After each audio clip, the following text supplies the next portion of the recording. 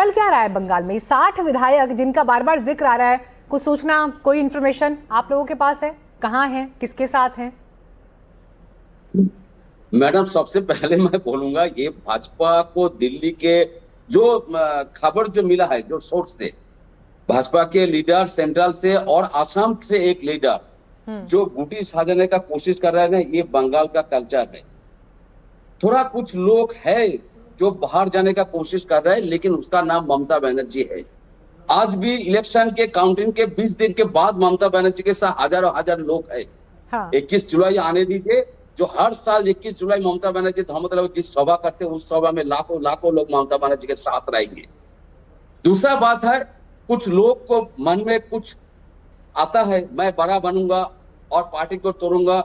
ये सारे जो अभिषेक बनर्जी के खिलाफ जो पार्टी के अंदर कुछ सारे लोग जो इकट्ठा हुए, ये लोग सफल नहीं होंगे। भाजपा के जो कुछ लीडर लोग सफोकेट हो रहे थे क्या टीएमसी के अंदर? और एक दिल्ली से घुटन हो गई थी क्या टीएमसी के अंदर? जिस भी राजनीतिक व्यक्ति के पास अगर पॉलिटिकल एम्बिशन है, पॉलिटिकल एम्बिशन होना कोई गलत बात तो है नहीं, कोई भी पॉलिटिकल कार्यकर्ता, पार्टी का कोई भी नेता, उसके अंदर पॉलिटिकल एम्बिशन है, लेकिन पार्टी के अंदर क्या इतनी घुटन हो गई थी, इतनी सफोकेशन हो गई थी, मौके नहीं मिल रहे हैं, अपॉर्चुनिटी नहीं मिल रहे हैं, तो लोगों ने बाहर जाने का रास्ता सही समझा, दो नेता निकलकर सामने आ गए। अगर सब कुछ ठीक है टीएमसी के अंदर, तो क्यों फिर इनके ऊपर एक्शन लेना पड़ा? क्यों इनको पार्टी से बाहर निकालना पड़ा? सर, मैडम, यही तो है, पार्टी के विरुद्ध में कोई जाएगा, पार्टी तो तुरंत एक्शन लेगा। जैसे हुमायूं कबीर को सस्पेंड किया था, ऐसे बहुत सारे लीडर को पार्टी से सस्पेंड किया गया था। आपसे तो सवाल ये, पार्टी के अंदर घुटन हो गई है क्या? सारे लीडर को सस्पेंड, सफोकेशन हो गई है क्या टीएमसी के अंदर? मैडम बोलने दीजिए प्लीज, 30 सेकंड, उसके बाद मैं फिर आपका सवाल का आंसर दूंगा। मैं 30 सेकंड, ठीक है मैडम, बताइए सफोकेशन और घुटन पे बताइए।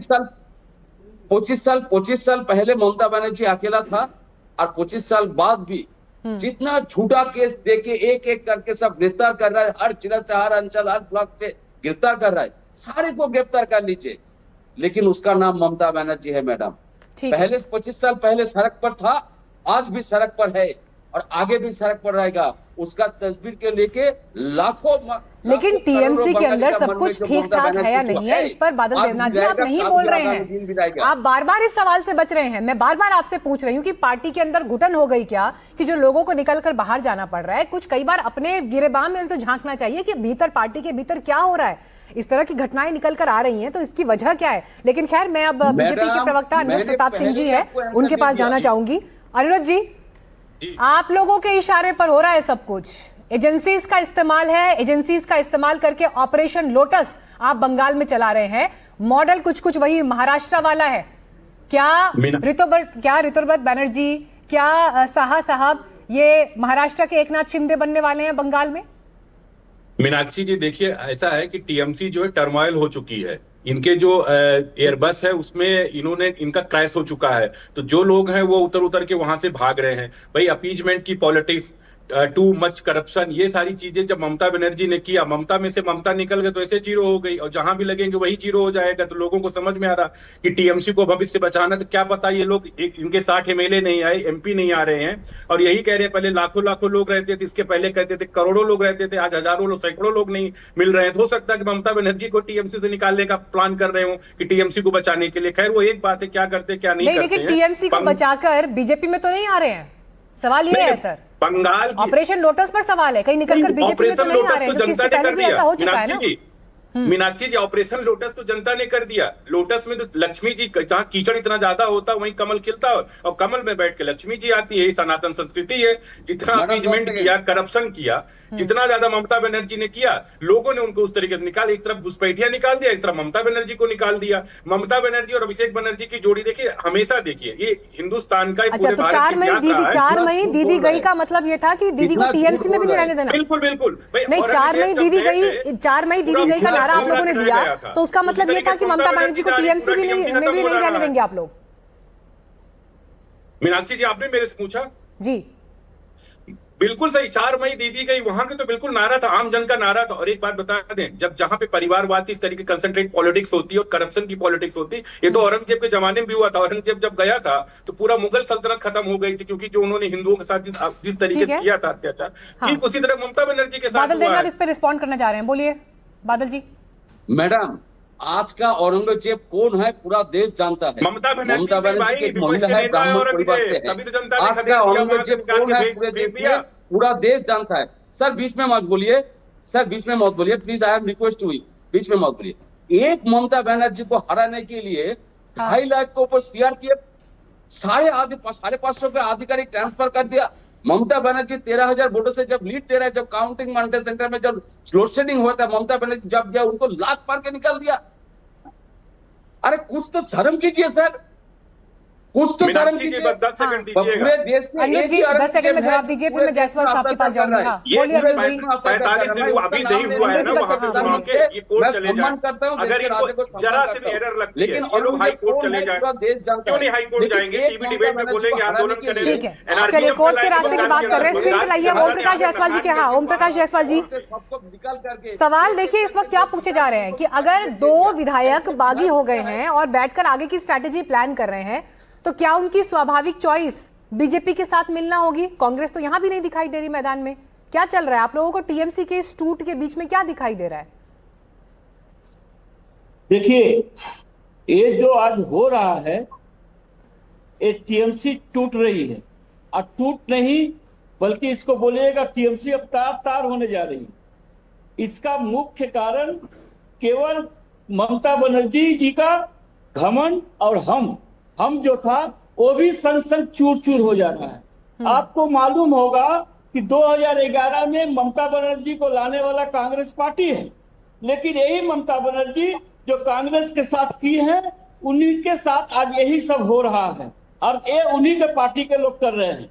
हमारा कहने का मतलब है कि कांग्रेस ने इनको लाया था 2011 में, लेकिन इन लोगों ने, टीएमसी वाले ने, ममता बनर्जी ने और इनके कुछ लोग ने जो आगे पीछे रहते हैं, कांग्रेस के पीठ में छुरा भोग करके कांग्रेस को साइन बोर्ड करने का नारा दिया था। आज ये खुद साइन बोर्ड। अरे लेकिन राहुल जी तो कह रहे हैं कि ममता जी के साथ बहुत गलत हुआ, नतीजों में बहुत गलत हुआ और कांग्रेस पार्टी उनके साथ खड़ी है। ममता बनर्जी तो खुद कह रही है कि राहुल जी ने उनको फोन किया, उनसे फोन पर बात की, सब पूरा सपोर्ट जाहिर कर रहे हैं। ठीक है, राहुल गांधी किए हैं, इंडिया अलायंस के लिए किए हैं, वो अलग बात है। हम बंगाल के विषय में बात कर रहे हैं। सर यही तो आप लोगों की बात समझ नहीं आती ना ओम प्रकाश जायसवाल जी, यही तो कंफ्यूजन है। आप लोग टीवी डिबेट में यहां बैठ के आप कह रहे हैं कि टीएमसी ने कांग्रेस की पीठ पर छुरा घोंपा, राहुल जी कह रहे हैं कि ममता जी के साथ गलत हुआ, अब आप कह रहे हैं कि हाँ इन्होंने ऐसा किया लेकिन इंडिया अलायंस में हम साथ हैं। ये 3 बातें एक साथ एक समय पर सच कैसे हो सकती हैं? देखिए टीएमसी केवल कांग्रेस के पीठ में छुरा नहीं होगा, बीजेपी को लाने वाला भी बंगाल में कांग्रेस ही है। चलिए एक लाइन और आगे। तारिक खान जी 8 जून को इंडिया अलायंस की बैठक है सर, ठीक है तारिक जी, 8 तारीख को इंडिया अलायंस की बैठक है जिसमें राहुल जी भी होंगे, अखिलेश जी भी होंगे, ममता बनर्जी भी होंगी सर। जी देखिए मैम, यहाँ कांग्रेस को ये बात समझनी चाहिए। अब सुन लीजिए, यहाँ कांग्रेस को ये बात समझनी चाहिए, कम से कम कांग्रेस के प्रवक्ता को अपने शीर्ष नहीं, मैं जिसको बोलूंगी वही बोलेगा, प्लीज एक एक करके, ऐसे किसी और की बारे में जंपिंग ना करें, मेरी रिक्वेस्ट है। तारिक जी बोल रहे हैं। कांग्रेस के प्रवक्ता को अपने शीर्ष नेता की बात सुननी चाहिए कि उन्होंने क्या कहा। उन्होंने कहा कि हम ममता दीदी के साथ हैं, फोन पे बात की, और तमाम नेता जो चीज वहां गलत हो रही है। अब कांग्रेस ये गलती करती है कि उस बात को कब तक आप कहते रहेंगे कि हम लेके आए थे, कोई ना कोई किसी को लेके आया था। ऐसे तो कहते हैं कि शरद पवार भी कभी कांग्रेस में थे, ये सब बातें करके हम कुछ साबित नहीं कर पाएंगे। अगर गलत हो रहा है तो उसको लेके आना पड़ेगा। और मैं तो कहता हूं कि आप कह रही थी पार्टी तोड़ना, बीजेपी का अगर पीएचडी है तो वो पार्टियों को तोड़ने में पीएचडी है, और अगर जो नेशनल रैकेट है जो एग्जाम का पेपर लीक कराता है उसको तोड़ने में ये नर्सरी क्लास में फेल हो जाएंगे, लेकिन पीएचडी पार्टी तोड़ने में है, मुबारकबाद है उनको। और जहां ये पड़ जाते हैं, इतिहास गवाह है मैम, आप देख लीजिए स्टेट बाय स्टेट। बीजेपी के प्रवक्ता इस पर जवाब देंगे, लेकिन अगर अपना ही कुनबा कमजोर हो तो टूट भी आसान हो जाती है ना। बीजेपी को तोड़ के दिखाइए आप लोग, बीजेपी को क्यों नहीं तोड़ देते आप लोग? मैंने कहा कांग्रेस, इंडिया अलायंस मिलकर बीजेपी को क्यों नहीं तोड़ देता? क्योंकि वो मजबूत है। टूट भी तो वही हो रही है ना, जहां पर नींव कमजोर है, टूट भी तो वही हो रही है। मैं सहमत हूं आपकी बात से। मैं अभी जो कांग्रेस के प्रवक्ता कह रहे हैं कि मैंने ये बनाया था, मैं लेके आया था, ये सब मैं स्पेसिफिक कांग्रेस की बात नहीं कर रही, मैं इंडिया अलायंस की बात कर रही हूं। मैम, इंडिया अलायंस में अगर प्रॉब्लम है तो अभी हम बंगाल की बात करें तो टीएमसी और कांग्रेस में प्रॉब्लम है। हम एज अ रिस्पॉन्सिबल इंडिया गठबंधन के पार्टनर ठीक है। चाहते हैं कि सभी पार्टनर इंटैक्ट रहें जब हम दिल्ली में बैठक करें या किसी स्टेट में चुनाव लड़ें। ठीक है। लेकिन कौन मानता है नहीं मानता ये देखने वाली बात है। चलिए अब आगे उत्तर प्रदेश में चुनाव है, लेकिन अनंत विजय जी, बड़ा सवाल मैं यहां पर लेकर आ रही हूं सर। ऑपोजिशन की का एक महत्व देश की राजनीति में, लोकतंत्र में है। अगर बीजेपी एक बड़ी पावर के रूप में केंद्र से लेकर पूरे देश में, राज्यों में दिखाई दे रही है, और अब तो बंगाल में सरकार बन गई जहां पहले कभी सरकार नहीं थी, इन सब के बीच क्षेत्रीय दल जहां पर मजबूत थे, अगर वहां पर इस तरह से टूट दिखाई देगी क्षेत्रीय दलों में, चाहे वो महाराष्ट्र में उद्धव ठाकरे की पार्टी के साथ हुआ हो, यहाँ ममता बनर्जी के साथ जो हो रहा है, तो ये एक पॉइंट ऑफ कंसर्न तो क्षेत्रीय दलों के लिए भी होगा ना सर, देश की राजनीति के लिए। मीनाक्षी जी, आप सही कह रहे हैं कि क्षेत्रीय दलों के लिए कंसर्न की बात है, लेकिन कंसर्न उत्पन्न क्यों हुआ, हमें इस पर विचार करना चाहिए। ये जो क्षेत्रीय दल, जितने भी प्रकार के क्षेत्रीय दल हैं, जिनकी कोई विचारधारा नहीं है, कोई आइडियोलॉजी नहीं है, कोई आइडियोलॉजिकल ग्लू नहीं है उनके अंदर कि उनके कार्यकर्ता उस पार्टी से जुड़े रहें,